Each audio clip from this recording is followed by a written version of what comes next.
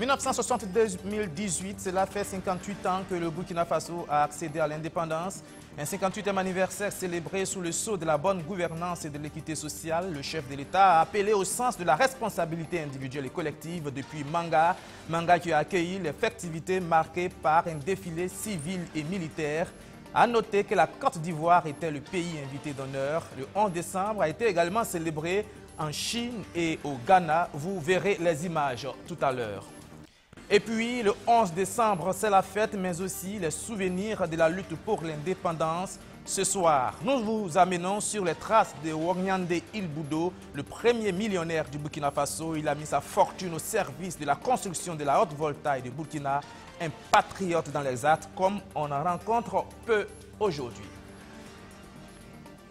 Voilà pour le sommaire. Bonsoir et bienvenue. Tout de suite, direction Manga, où vous le savez, s'est déroulée la cérémonie officielle de l'accession du Burkina Faso à l'indépendance pour son 58e anniversaire devant le chef de l'État. Et le ministre de la Défense de la Côte d'Ivoire, pays invité d'honneur, civils et militaires ont défilé dans une ambiance festive. Roméo Koïta. Le président du Faso, chef suprême des armées, procédant à la revue des troupes.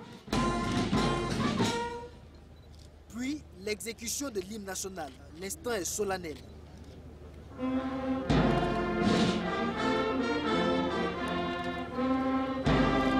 Le chef de l'État prend enfin place à la tribune officielle, aux côtés de ses collaborateurs et des amis du Burkina Faso pour assister à la parade civilo-militaire, l'un des temps forts de cette cérémonie commémorative du 58e anniversaire de l'accession du Burkina Faso à l'indépendance. Au total, 4500 civils, militaires et paramilitaires vont prendre part au défilé. Des délégations des 13 régions du pays, chacune présentant un pan culturel de sa localité. Autour des forces militaires et paramilitaires, c'est encore plus la perfection, l'élégance et la rigueur dans les mouvements. Le spectacle lui viendra des motards qui défient la loi de l'équilibre au grand bonheur des spectateurs. Le 11 décembre, un rendez-vous important dans la vie de la nation. Au-delà de la fête, c'est aussi de la réflexion sur les grands défis du moment. Bonne gouvernance et équité sociale pour une nation forte et prospère, c'est le thème de la célébration.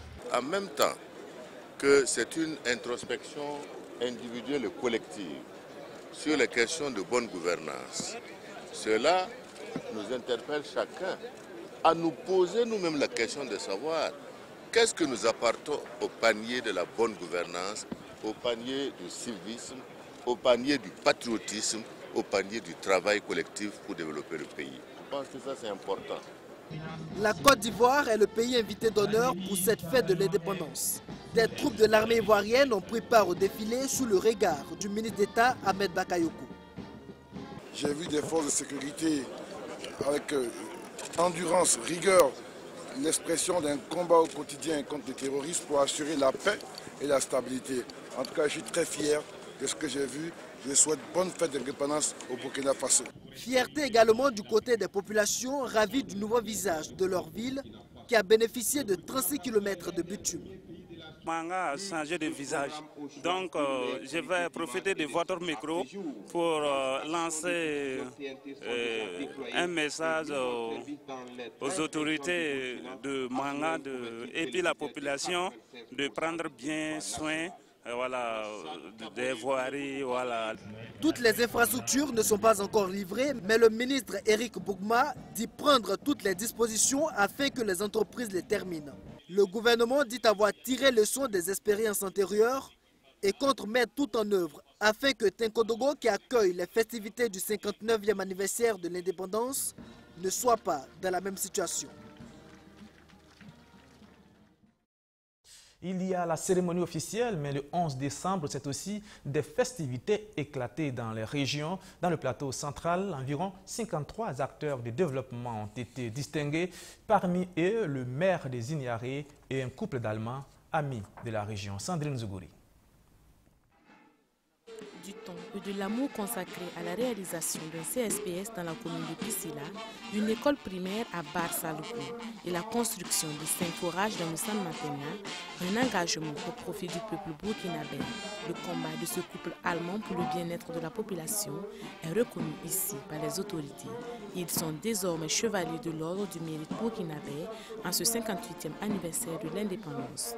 Et je suis périodiste et depuis mon retraitement, nous avons fait beaucoup de voyages à Burkina et nous aimons le peuple, le pays, le paysage, le nord, le sud, tout.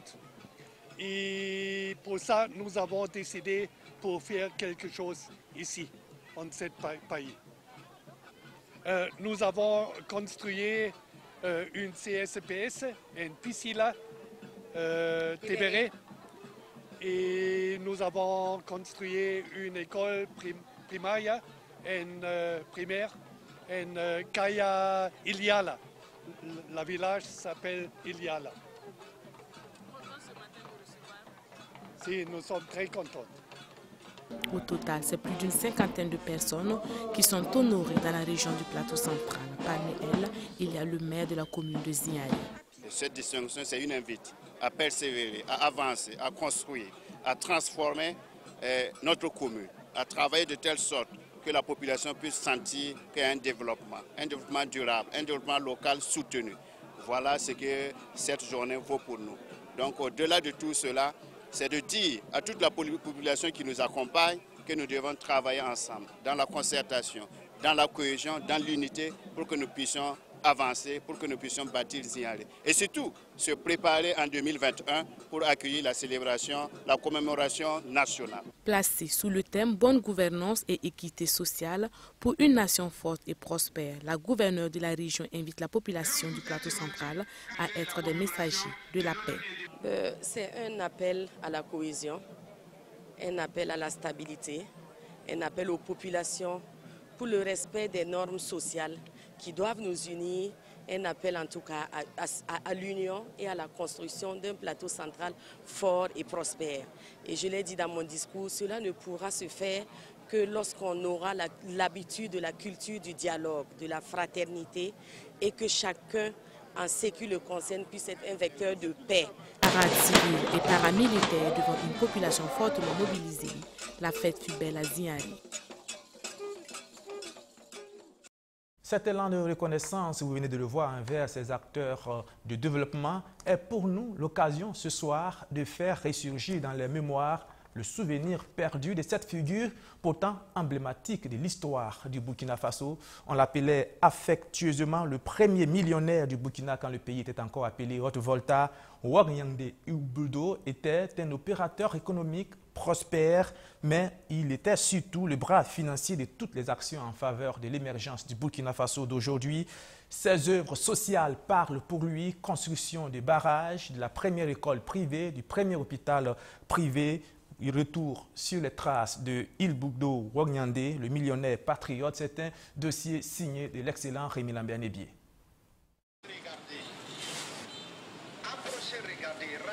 Nous sommes sur le tronçon qui va de l'intersection de l'avenue Yenenga à quelques pas du Road Woko et qui passe devant l'immeuble Photolux et derrière le commissariat central, traverse l'avenue Kwame Nkrumah pour prendre fin à l'intersection de l'avenue Sangoulé-Lamizana. Cette avenue porte le nom de Ouagnandé Ilboudo. Elles sont nombreuses, les avenues à Ouagadougou qui portent des noms aux histoires inconnues par leurs riverains. Mais sur celle-là, tous savent qui fut Ouagnandé Ilboudo. Je l'ai connu peu avant sa mort. J'ai appris qu'il est celui qui a payé les taxes pour que la Haute-Volta accède à l'indépendance. J'ai appris aussi qu'il a construit une école, un barrage et un centre de santé dans son village et rétrocédé au gouvernement. Il y a un tissu qui porte aujourd'hui son nom, Ouagnandé. Ce patriote, dont le nom traverse les générations au Burkina Faso, est né en 1898 et a tiré sa révérence en mai 1985. Il fut le premier opérateur économique connu de la Haute-Volta, aujourd'hui Burkina Faso. On dit de lui le premier millionnaire burkinabé. Il fut propriétaire de nombreuses parcelles dans la zone du grand marché de Ouagadougou. Il disait qu'il partait au Ghana. Il amenait du coton, tout un lot de coton. Voilà. Les tisserands font les pailles et ils repartaient vendre. Et vice-versa, c'est le cola et le sel aussi qu'il amenait de la Côte d'Ivoire. C'est moi qui faisais les factures de ces maisons. Et un immeuble qui était occupé par la BIB en son temps. Et je me rappelle bien que la BIB payait en son temps le mois à 1 100 000. Actionnaire dans une entreprise de textile à Bouaké, il mena également une activité commerciale prospère en Côte d'Ivoire et amassa une énorme fortune. Il est l'exemple parfait que l'intelligence financière n'est pas liée à ton appartenance ou bien à une classe bien déterminée, parce qu'il est issu d'une famille pauvre et il est arrivé à se hisser dans le rang en tout cas des millionnaires en Afrique. Si le nom de Wong Yande Ilboudo retient l'attention en ce jour de fête de l'indépendance, c'est parce qu'il mérite d'être cité parmi ceux qui se sont battus pour qu'existe aujourd'hui une nation appelée Burkina Faso. Ce combat, il a débuté depuis la suppression de la Haute-Volta en 1932. Il fut le bras financier qui a soutenu les actions du Moro Nabakoum et qui ont conduit à sa réunification en 1947. Pour la reconstitution de la Haute-Volta, le Moro Nabakoum est allé voir le gouverneur de l'Afrique occidentale française qui lui a demandé 5 millions de taxes. Mais où allait-il trouver cette somme dans les années 40? C'est là qu'il expliqua le problème à Wong Yande Ilboudo à son retour. Ils se donnèrent rendez-vous à Dakar pour le paiement. Et c'est par le bateau que notre oncle a rejoint le Sénégal en provenance de la Côte d'Ivoire avec les 5 millions. Mais finalement, le gouverneur réclama seulement 300 000 francs que Wong Yande paya pour qu'on signe la reconstitution de la Haute-Volta. Et lorsqu'il s'est agi de faire venir le chemin de fer à Ouagadougou, il n'a pas hésité à mettre la main à la poche, dit-on. Au début, on ne parlait pas de Haute-Volta dans le projet du chemin de fer. C'était Abidjan, Niger. Et c'est là que le Moro Nabakoum a dit qu'il n'était pas d'accord parce que beaucoup de voltaïques étaient morts sur les chantiers et que le chemin de fer ne pouvait dévier Ouagadougou. Et Wong Yande appuya la revendication en se proposant de payer toute la somme que cela requiert. C'est ainsi que le chemin de fer fut construit jusqu'à la cour du Moro Naba, qui se trouvait à l'actuel Sitaray. On garde de lui l'image du patriote qui s'est soucié de l'accès à l'éducation, à la santé et à l'eau des Burkinabés au lendemain des indépendances. Le barrage de Yamtenga, son village natal dans l'arrondissement 11 de Ouagadougou, fut construit par ses fonds propres. C'est très difficile de trouver de l'eau en son temps à Yamtenga. On parcourait plus de 20 km pour puiser l'eau. Et c'est vu notre souffrance qu'il a décidé de construire un barrage pour Yamtenga et ses environs. Il a construit un premier barrage qui n'arrivait pas à retenir l'eau. C'est là qu'il fit venir une entreprise française qui a construit ce barrage. Et de Bendogo à Karpala, tous s'approvisionnaient ici. L'entreprise française a réclamé 100 millions. Notre oncle n'avait que 80. Il a sollicité de l'aide au gouvernement qui n'a pas répondu favorablement. C'est ainsi qu'il emprunta les 20 millions au président Maurice Yameogo, à qui il remboursa 3 mois plus tard. Il a également construit dans le village de Yamtenga la première école et le premier centre de santé de la zone. Il achetait lui-même les fournitures pour les élèves et les médicaments qu'il mettait à la disposition du centre de santé pour des soins gratuits. La construction de ces 3 infrastructures lui aurait coûté environ 150 millions de francs CFA. Elle fut inaugurée en mars 1970 en présence du Moro Nabakoum et du président Sangoulé Lamizana. Cérémonie au cours de laquelle il rétrocéda les infrastructures réalisées à l'État. À l'inauguration, il s'est adressé au président Lamizana en lui disant que c'était du devoir de l'État de construire ces infrastructures. Mais étant donné que Dieu lui a gratifié d'une fortune, c'est donc sa contribution au développement local. Il remit la clé au Mogo Naba Kougri, qui les remis à son tour à Sangouli Lamizana. Patriote, Wongyande Ilboudo l'a été. Des œuvres au profit de la postériorité, il en a réalisé. De la fortune pour sa descendance, il en a également amassé et logé dans des comptes en France, en Côte d'Ivoire et même au Burkina Faso. Mais une fortune dont les traces se dérobent toujours à la famille qui les recherche désespérément.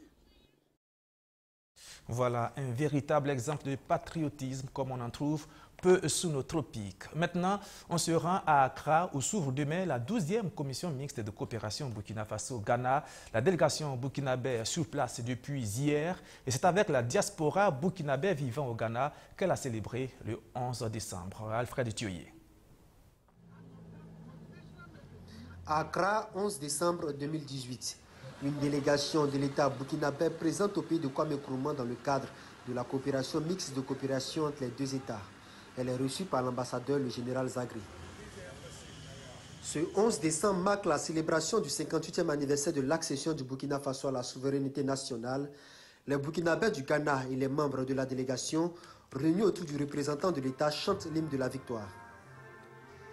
Victoire sur les pronostics qui prédisaient l'éclatement de l'ex-Haute-Volta, pays enclavé, disposant de peu de ressources naturelles. Victoire sur la misère qui frappait une large partie de sa population à force de travail et de volonté. L'actuel Burkina Faso jouit d'une réputation ne peut plus reluisante, mais entamée depuis un certain temps par la montée du terrorisme. En ce jour spécial, les Burkinabés du Ghana ont le cœur et le regard tournés vers la mère patrie. Nous sommes tous ensemble réunis pour avoir une pensée pour notre patrie.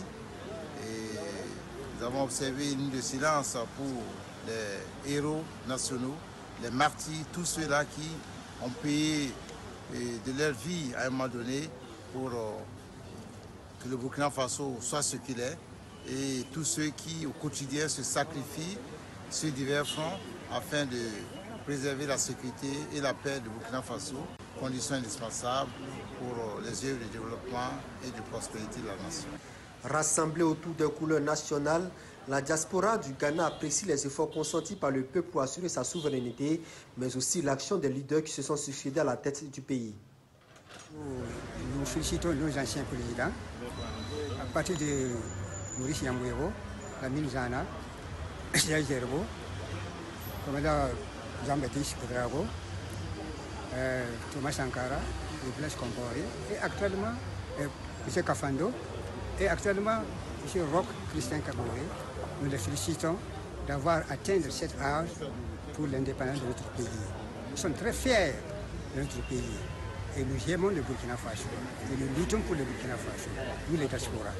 Nous voulons le bien du Burkina Faso. Une manière encore de renouer avec les valeurs et les liens au niveau de la mère patrie et de manifester encore et de louer nos dévanciers et qui ont lutté pour qu'on accède à cette indépendance. La célébration du 58e anniversaire de l'accession du Burkina Faso à l'indépendance se tient autour du thème « Bonne gouvernance et équité sociale pour une nation forte ». Les Burkinabés du Ghana n'entendent pas rester en marge de cette interpellation du chef de l'État. Et on quitte le continent africain pour aller loin, très loin, en Chine, où les Burkinabés vivant dans l'Empire du Milieu ont aussi fêté le 58e anniversaire de l'indépendance. Luc Pabelgem.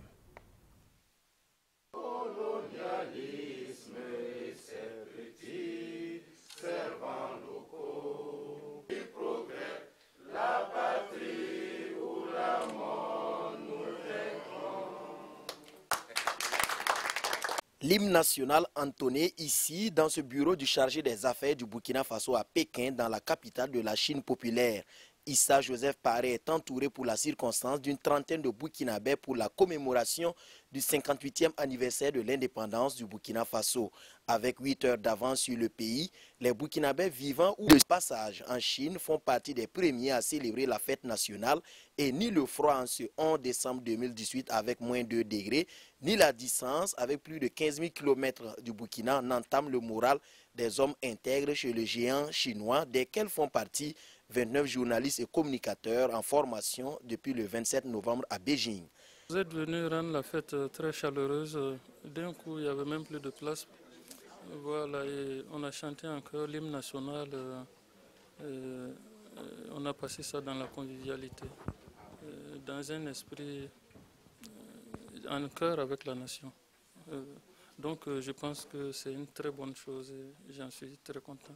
Nous en sommes tous très contents, les collègues et moi. Que l'amour, la paix et la sécurité règnent au Faso, c'est surtout ça.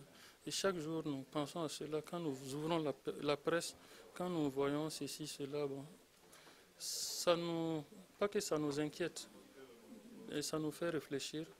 Nous savons que ça va prendre fin. C'est des difficultés du mouvement, ça va prendre fin. Nous savons que nos forces de sécurité et de défense travaillent durement pour que la paix règne au Faso. Après le ditanier, une minute de silence est observée pour les fils du pays tombés sur le champ de bataille. Dans la lutte contre le terrorisme, le Burkina Faso attend beaucoup de la Chine et les domaines de coopération vont au-delà de la sécurité. Et ce bureau qui prépare l'arrivée de l'ambassadeur du Burkina Faso en Chine enregistre déjà plusieurs demandes de visa d'hommes d'affaires chinois intéressés par le nouvel allié. Ils sont très intéressés par le Burkina. À chaque fois qu'ils se rendent compte que nous sommes burkinabés, ils en sont très contents, ils posent des questions, ils cherchent à aller au Burkina. Ils sont pressés que nous délivrons les visas pour les passeports ordinaires pour qu'ils aillent. Le Burkina, c'est un marché potentiel pour eux de 17 millions d'habitants, ce n'est rien. Environ 400 Burkinabés vivent à Pékin, dont la plupart sont des étudiants et des stagiaires. Avec la reprise de la coopération avec la République populaire de Chine, ce nombre s'annonce grandissant. Le chargé des affaires annonce dans ce sens l'ouverture très prochaine de la chancellerie du Burkina Faso dans la capitale chinoise. Retour au Burkina Faso où on retrouve encore la Chine, cette fois-ci dans le cadre de la coopération entre les deux pays dans le secteur de la culture. La Chine qui apporte son appui à l'organisation de la 26e édition du FESPACO. Madina Sinou. 16 millions de francs CFA et 60 tablettes. C'est le don de l'ambassade de Chine populaire au ministère en charge des arts. Un don qui vise à accompagner l'organisation de la 26e édition du FESPACO, le festival panafricain du cinéma et de la télévision de Ouagadougou. Aujourd'hui, on a apporté notre soutien, tout d'abord financièrement. Vous avez bien connaître le chiffre le montant, et aussi matériellement, que vous avez vu maintenant sur place. Et aussi nous avons bien discuté un véhicule de coopération comme pour mieux faire renaître les deux peuples. Au-delà de ce geste, ce sont des perspectives de coopération qui s'ouvrent entre le Burkina Faso et la Chine dans le domaine du cinéma. La République populaire de Chine, à travers l'initiative de M. l'ambassadeur, nous permettra de faire venir ici au FESPACO une très grande chaîne de télévision chinoise qui va faire des reportages pendant le FESPACO afin de mieux faire connaître le Burkina en Chine. Parce que ce qui est important dans les relations entre les États, ce sont les initiatives qui sont entreprises pour rapprocher les peuples. Il est prévu pendant le cinquantenaire que nous puissions disposer d'un espace aussi pour la diffusion de films chinois. Le cinquantenaire de la fête du cinéma panafricain se tiendra cette année du 23 février au 2 mars 2019 sous le thème « Mémoire et avenir des cinémas africains ». Coopération encore et nous parlons d'enseignement supérieur, le DSIE et l'Université de Montpellier en collaboration pour la soutenance d'une thèse sur le traitement des eaux usées industrielles. Rémi Lambert-Nébier. Cette soutenance a la particularité de compter pour deux institutions universitaires différentes. Elle se déroule à l'Institut international d'ingénierie de l'eau et de l'environnement 2IE, mais est également suivie de bout en bout à l'Université de Montpellier. Devant le jury composé d'éminents professeurs des deux institutions, le doctorant doit restituer ses recherches sur le traitement des eaux usées industrielles par des technologies membraneuses sous climat sahélien.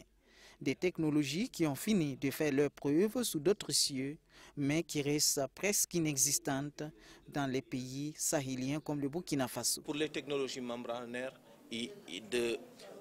nous allons dire de la microfiltration à l'osmose inverse, en passant par la nanofiltration, en passant par l'ultrafiltration, il est aujourd'hui rare de voir des Africains qui sont scientifiquement dans ce domaine et pour pouvoir l'appliquer dans leur contexte, dans leur environnement immédiat.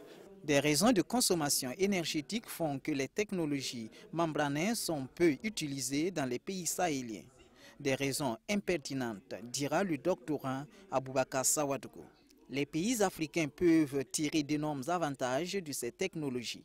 Et c'est ce qu'il s'est évertué à prouver devant ce jury international en partant des cas de traitement d'eau usée de brasserie au Burkina Faso. Les technologies membranaires, c'est tout simplement donc une barrière physique qui permet de retenir un certain nombre d'éléments et de laisser passer donc le fluide.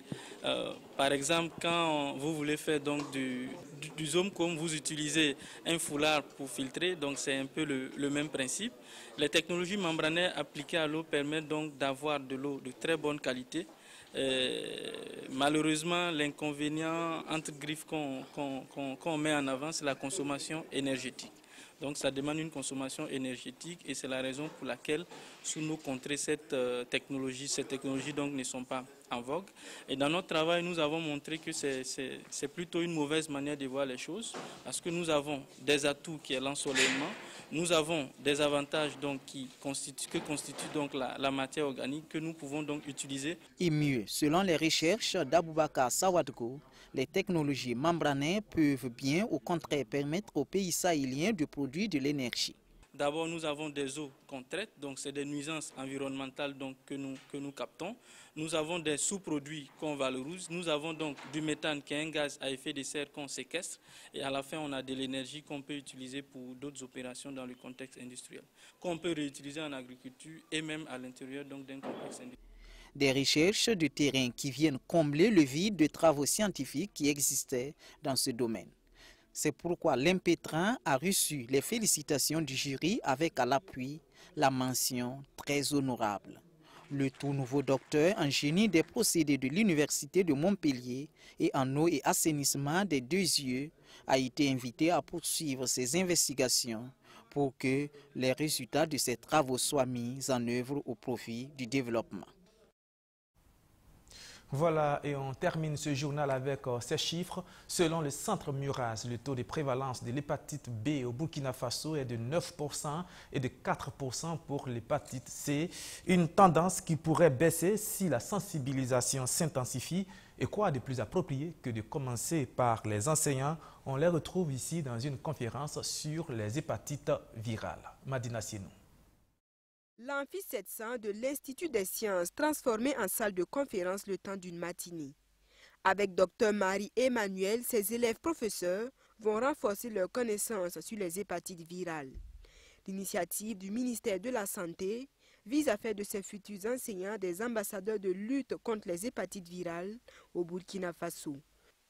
L'hépatite, c'est quoi? C'est une maladie qui peut rester silencieuse pendant une dizaine, voire une vingtaine d'années. Et généralement, on se rend compte à l'occasion d'un bilan de santé ou lors des complications. Donc pour nous, c'est déjà venir sensibiliser, j'allais dire, ces dispensateurs d'information, d'éducation, de développement, pour qu'eux-mêmes déjà ils soient sensibilisés, être statués et être des ambassadeurs, de bons exemples pour aussi sensibiliser les autres, sensibiliser tous les élèves qui seront au contact pour qu'ils aillent à dépistage ou qu'ils aillent à leurs soins. Le taux de prévalence de l'hépatite B est estimé à 9% et l'hépatite C à 4%, selon une étude menée par le Centre Muras. Et privilégier la sensibilisation devrait pouvoir changer considérablement la donne. Cette conférence qui traite d'un thème de santé très capital va permettre et aux élèves et au personnel d'avoir des connaissances pointues sur la maladie de l'hépatite virale.